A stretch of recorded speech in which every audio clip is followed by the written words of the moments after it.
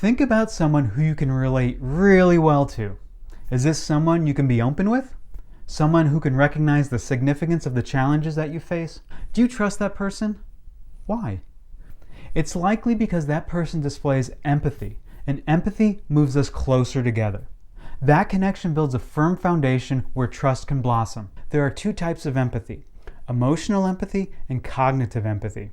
Emotional empathy is when we're able to feel the same emotion others are going through. Cognitive empathy is when we're able to understand their perspective. Both types are important for businesses to show to their customers, but we're going to focus on cognitive empathy in this video. But first, let's ground ourselves. Do you think a business can have empathy? And if so, should we be talking about it in a conversation about branding and trust? The answer to both is absolutely yes.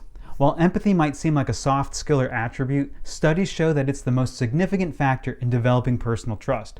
We call empathy the human factor. It's your brand's ability to be relatable. Empathy is your ability to understand someone else's reality and the challenges they face.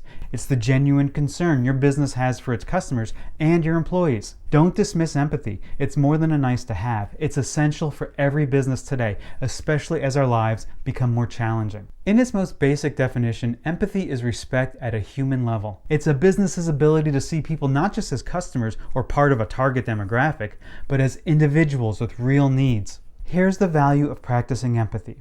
When you understand the real needs of people, you're actually able to solve them in ways that still work for you. For instance, if research shows that many of your customers are especially price conscious, you could lower your pricing.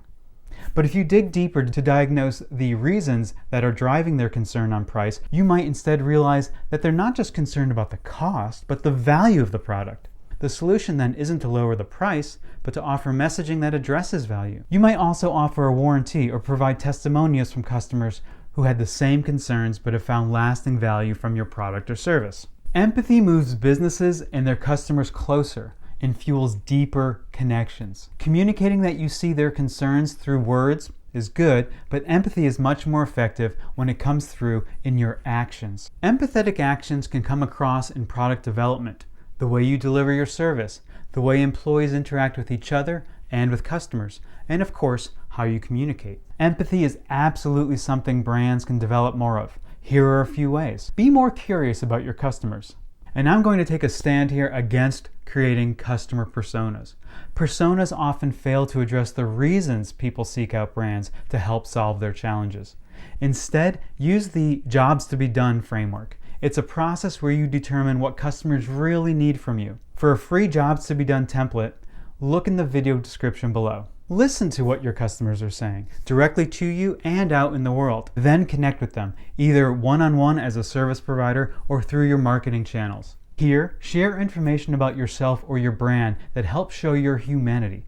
As consumers, we might buy products or services, but we connect and identify strongly with other people.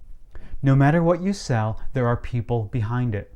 Next, find the common values that you and your customers share. Is it an emphasis on family? Is it a passion for handcrafted quality? A commitment to higher levels of performance? Shared values are what help brands develop meaning to people beyond a product or service. And that creates trust, which leads to long-term loyalty. The next part of this series focuses on what businesses have in common with their customers. Watch part 5 now, Alignment of Interests.